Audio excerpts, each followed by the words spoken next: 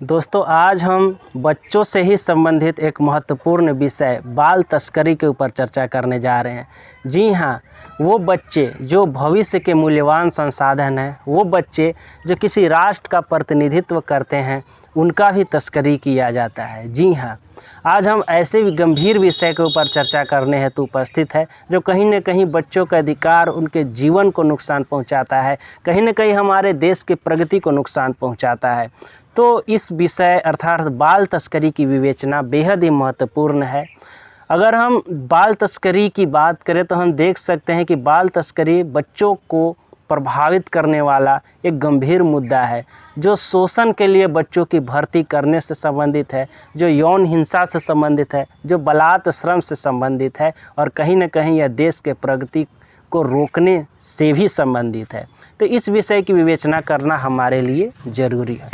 अगर हम बाल तस्करी की बात करें तो इसकी व्यापकता हम देख पाते हैं कि भारत जो है इसका एक स्रोत रहा है, अर्थात गंतव्य देश के रूप में जाना जाता है, जहां हज़ारों की संख्या में बाल तस्करी के मामले देखे जा सकते हैं आए दिन अखबारों में। इसका कारण है गरीबी, अर्थात बढ़ती हुई गरीबी कहीं न कहीं बाल तस्करी को कहीं न कहीं जो है वो बढ़ावा देता है, क्योंकि बच्चे जो हैं वह लालच में आ जाते हैं पैसों का, अवसर का, और वो गरीबी के कारण जो है कहीं न कहीं इसका शिकार हो जाते हैं। सामाजिक आर्थिक असमानता भी, जब कई बार सामाजिक आर्थिक असमानता बढ़ जाती है, इससे भी इसको प्रोत्साहन मिलता है। एक कमी है शिक्षा की कमी, अर्थात अगर बच्चों में शिक्षा ही ना रहे तो वह कैसे तय कर पाएंगे कि क्या सही है क्या गलत है, और वह जबरन लालच में आ जाएंगे, संसाधनों के लालच में आ जाएंगे, या फिर उन्हें उससे बाहर निकलने का अवसर ही नहीं मिलेगा। वो अंतर ही नहीं कर पाएंगे कि जो कार्य वो करने जा रहे हैं वह गलत है, और वो आसानी से तस्करों का भी शिकार हो जाएंगे। बढ़ती हुई बेरोजगारी भी इसका एक महत्वपूर्ण कारण है, जिस कारण जो है बच्चे कहीं ना कहीं हम देख पाते हैं कि इसके चंगुल में फंस जाते हैं, बाल तस्करी गिरोह में फंस जाते हैं। और तो और कई क्षेत्र में जो है वह सशस्त्र संघर्ष होते हैं, हिंसा, नक्सल हिंसा, माओवाद, उससे भी बच्चे जो है वो विस्थापित होते हैं, पलायन होता है और वो इस समस्या में फंस जाते हैं।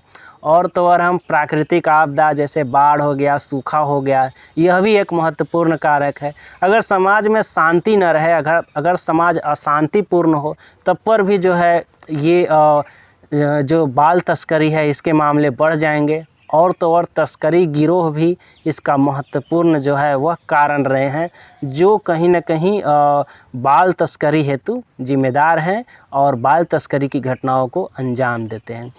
बाल तस्करी में शोषण कई प्रकार से किया जाता है, इसके शोषण के कई रूप हैं। बात करें तो यहाँ पर बच्चों से जबरन श्रम करवाया जाएगा, या फिर घरेलू दास्ता, अर्थात बच्चों को कहीं जाने नहीं दिया जाएगा, उनसे माता पिता से नहीं मिलने दिया जाएगा, और एक प्रकार से घरेलू दास्ता जैसी स्थिति हो जाएगी। बच्चों का यौन शोषण भी होगा और उन्हें इंटरनेट के ज़रिए बेचा जाएगा। और तो और हम यह भी देखते हैं कि भीख मंगाने का भी कार्य किया जाता है, बच्चों से जबरन भीख मंगाया जाता है, भीख मंगाने का गिरोह जो है वह चलाया जाता है।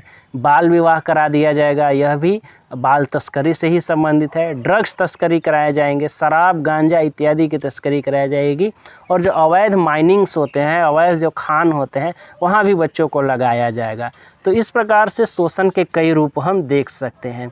तस्करी के मार्गों में राज्य स्तर पर और अंतर्राष्ट्रीय स्तर पर भी कई सारे नेटवर्क है। दक्षिण पूर्व एशिया में भी हम देखते हैं कि विभिन्न देश जो हैं वो वहाँ जो है इनको सप्लाई किया जाता है। उसके साथ हम यह भी देखते हैं कि राज्य स्तरीय कई सारे बड़े शहरों में जो है वह गाँवों और आदिवासी क्षेत्र से बच्चों को ले जाकर वहाँ उन्हें बाल तस्करी के लिए झोंक दिया जाता है।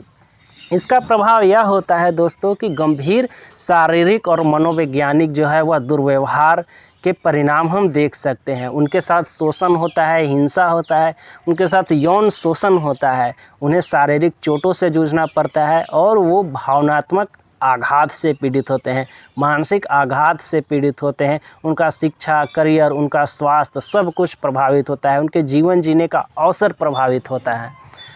तो ये तमाम गंभीर रूप है जो हम बाल तस्करी में देखते हैं। अगर हम बात करें कानूनी ढांचा की, तो विभिन्न कानून है, जैसे ITPA का अनैतिक व्यापार निवारण अधिनियम है, उसके साथ किशोर न्याय अधिनियम भी है, जो एक महत्वपूर्ण जो है वो अधिनियम है इसे रोकने के लिए। एकीकृत मानव तस्करी बोर्ड इकाई भी है, जो कहीं न कहीं इस मामले पर निगरानी रखती है, देखती है, और राष्ट्रीय कार्य योजना जैसी भी योजनाएं हैं जो कहीं न कहीं इसके विरुद्ध बनाई गई है। हम रोकथाम और पुनर्वास कार्यक्रम को भी देखते हैं, जैसे जागरूकता बढ़ाए जाने का कार्य सरकार द्वारा किया गया है, सीमा सुरक्षा को बढ़ावा देने का कार्य किया गया है, और भी इसमें बढ़ोतरी की जानी चाहिए।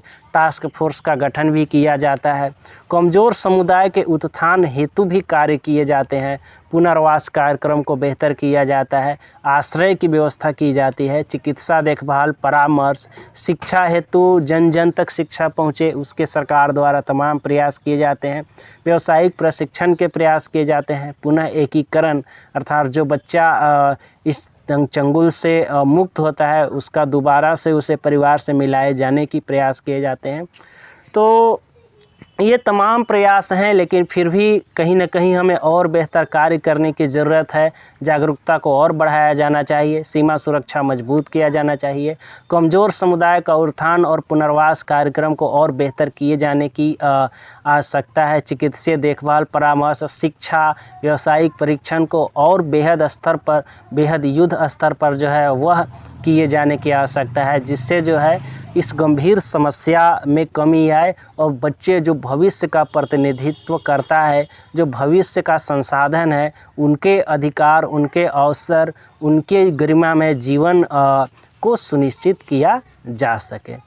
तो दोस्तों, ये था आज का हमारा विषय। आगे हम बच्चों से संबंधित अन्य मुद्दे को लेकर आएंगे। तब तक के लिए बने रहिए। धन्यवाद।